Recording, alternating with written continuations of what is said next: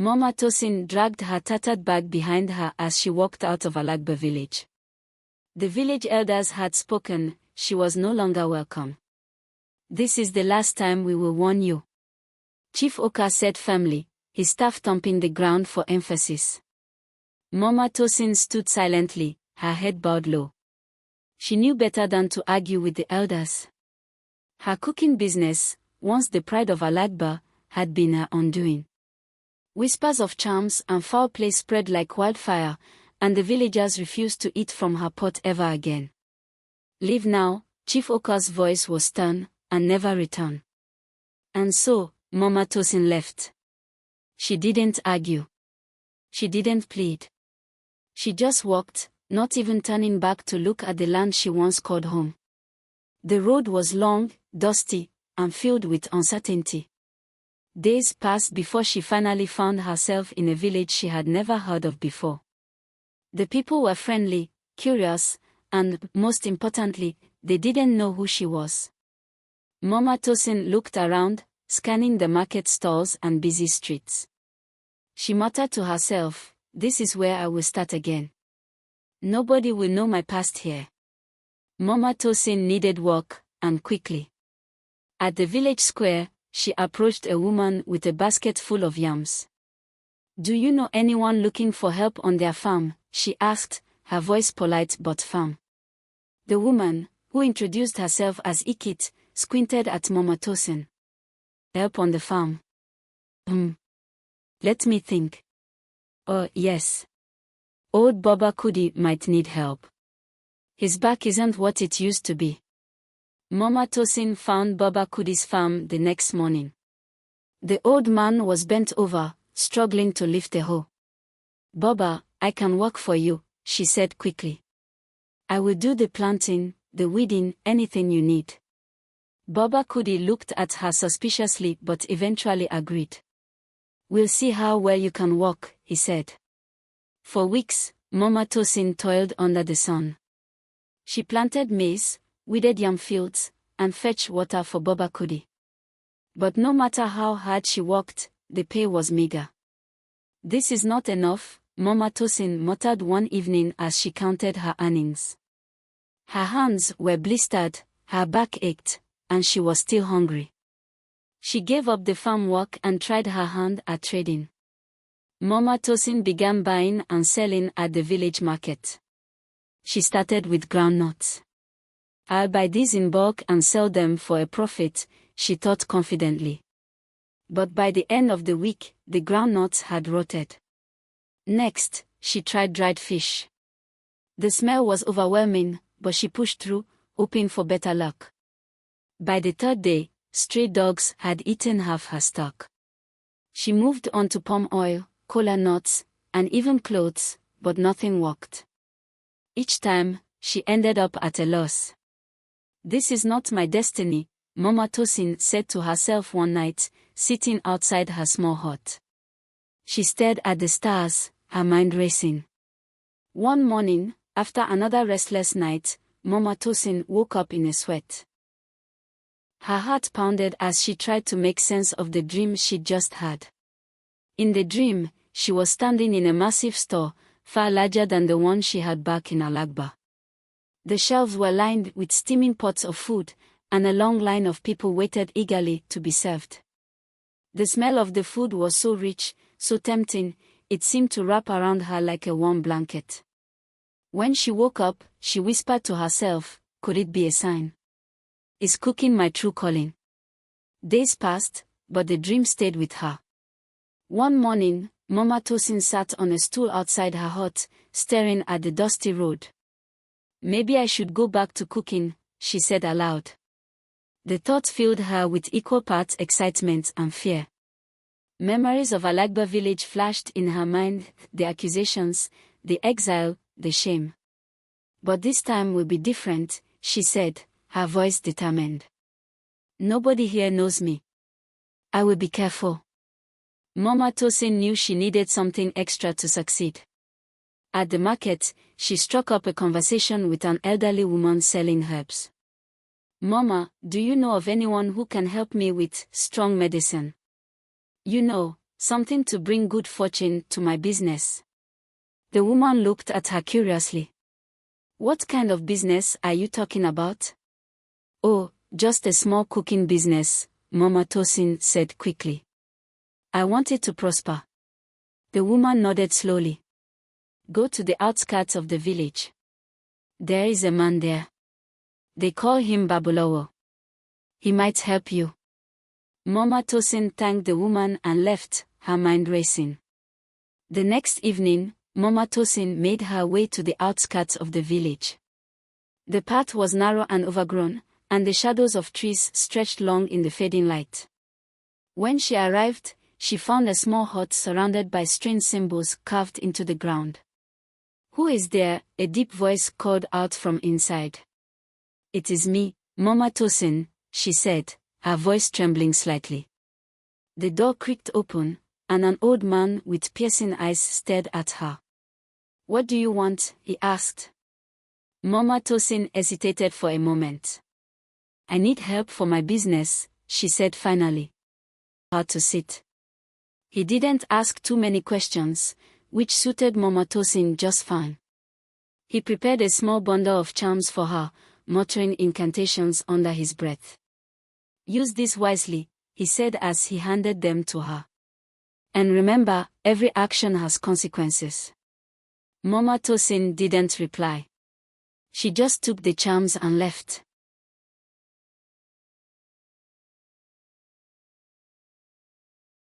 Mama Tosin returned from Babalawo's hut just as the moon climbed into the night sky. The village was quiet, the distant chirping of crickets her only company. She sat in her small, dimly lit hut, clutching the bundle of charms tightly in her hands. This is it, she whispered. This time, everything will be different. The next morning, she set to work. She cleaned a corner of her compound and set up a makeshift kitchen. Using the little money she had left, she bought a few pots, a bag of rice, some oil, and spices. She knew she had to start small, but her mind was filled with big dreams. The aroma of her first pot of soup filled the air, drawing curious neighbors to her store.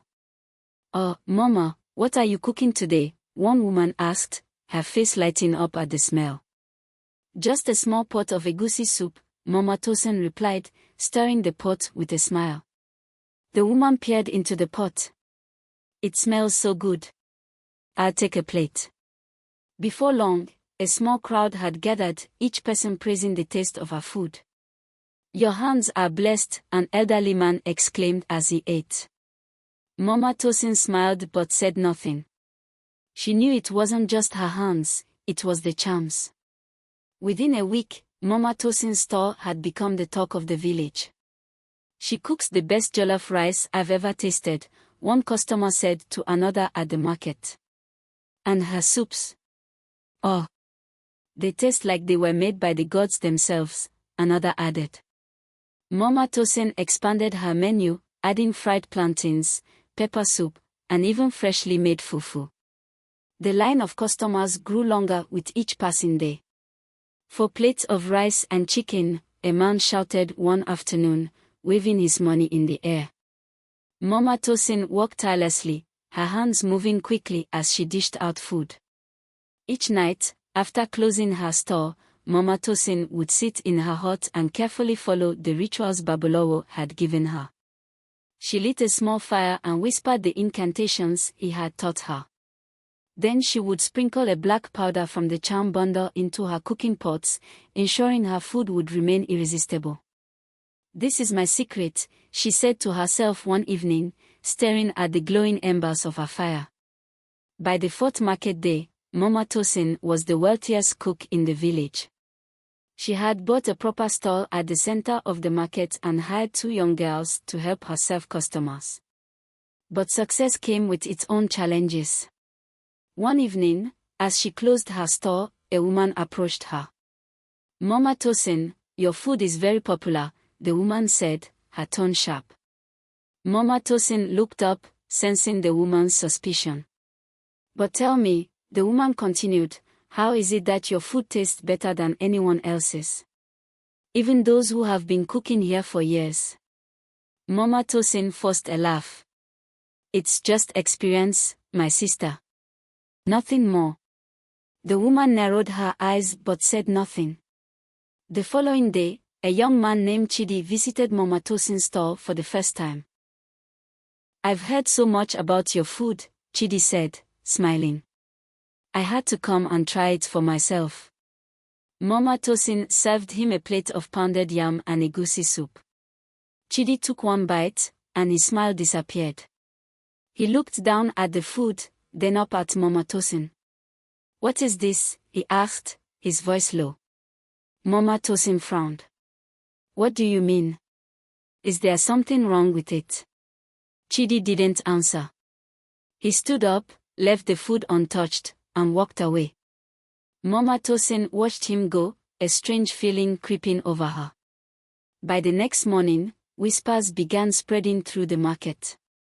Did you hear about Chidi? One woman said to another. He said he felt strange after eating at Mama Tosin's store, the other replied.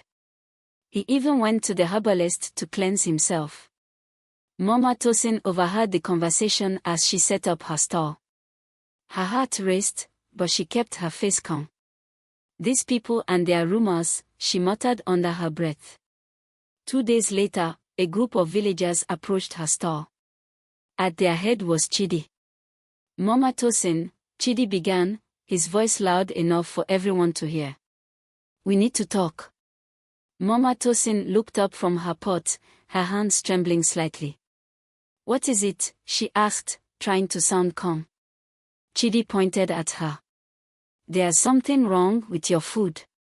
I don't know what you're putting in it, but it's not natural. Gasps erupted from the crowd. That's a serious accusation, Mama Tosin said, her voice steady despite her pounding heart. Then prove me wrong, Chidi challenged. Cook in front of all of us. Let us see everything you put in your food. Mama Tosin knew she couldn't accept Chidi's challenge. The charms she used were her secret, and revealing them would ruin her. I don't have to prove anything to you, she said firmly. But the crowd wasn't satisfied. They began to murmur, their voices growing louder. Maybe Chidi is right, someone said. We should report this to the king, another added. Mama Tosin felt her chest tighten. She knew she had to act fast.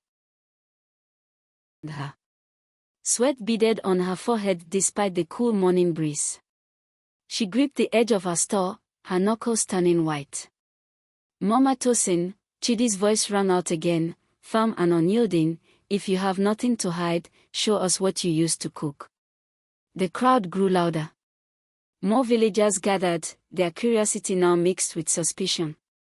This isn't good, Mama Tosin thought. Her mind raced as she tried to come up with an excuse. Why should I? She said finally, her voice trembling slightly. Since when did cooking become a crime in this village? Chidi folded his arms and stepped closer. It's not the cooking we question.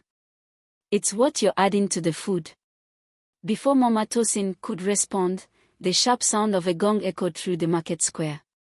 Silence, a voice commanded.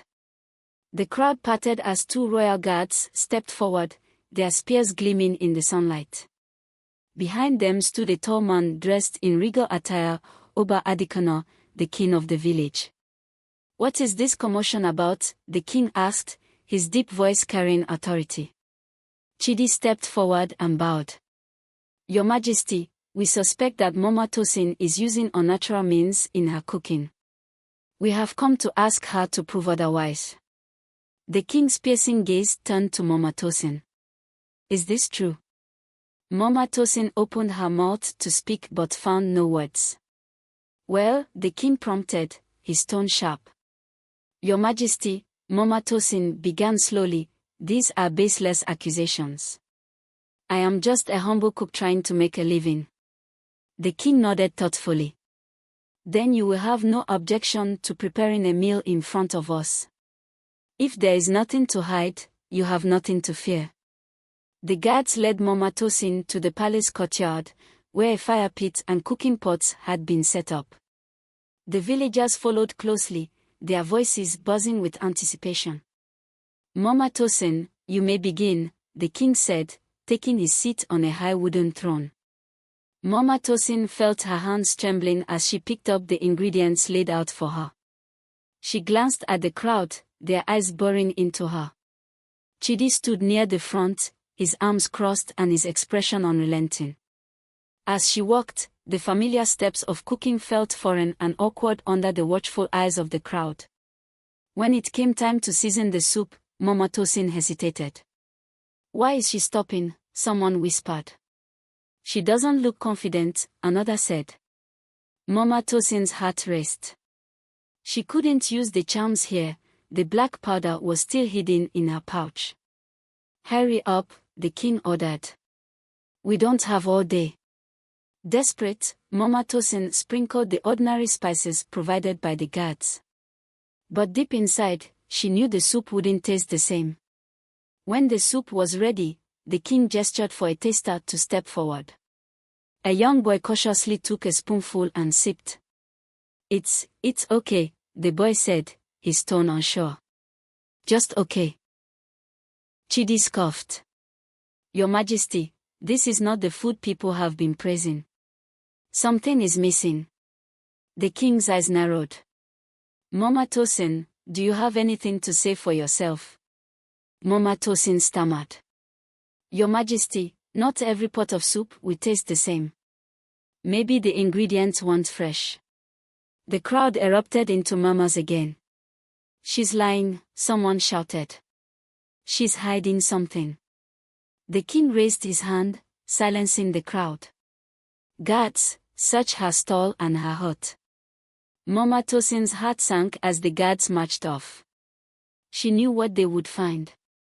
Minutes later, they returned, carrying the pouch of charms she had hidden. "What is this?" the king asked, holding up the pouch. Mama Tosin's knees buckled, and she fell to the ground. "Your Majesty, I can explain." "Explain," the king interrupted. "Explain how you've been using charms to deceive my people." The crowd gasped, their mamas turning into shouts of anger. "She's been poisoning us. She's a witch." Oba Adikana rose from his throne, his face stern. "Mama Tosin, you were welcomed into this village with open arms. You have repaid our kindness with deceit. Such betrayal cannot go unpunished. Please, Your Majesty," Mama Tosin begged, tears streaming down her face. "Give me another chance. I'll leave the village and never return." The king shook his head. "We cannot risk you doing this elsewhere. The punishment for your crime is death by stoning." The crowd roared in agreement, their anger now fully unleashed. Mama Tosin was dragged to the village square, where a pile of stones had already been gathered. As she knelt on the ground, her mind raced back to the events that had led her here. The dream, the charms, the rapid success, it all seemed so distant now. Maybe I should have stayed in Alagba, she thought bitterly. The first stone struck her shoulder, and she cried out in pain.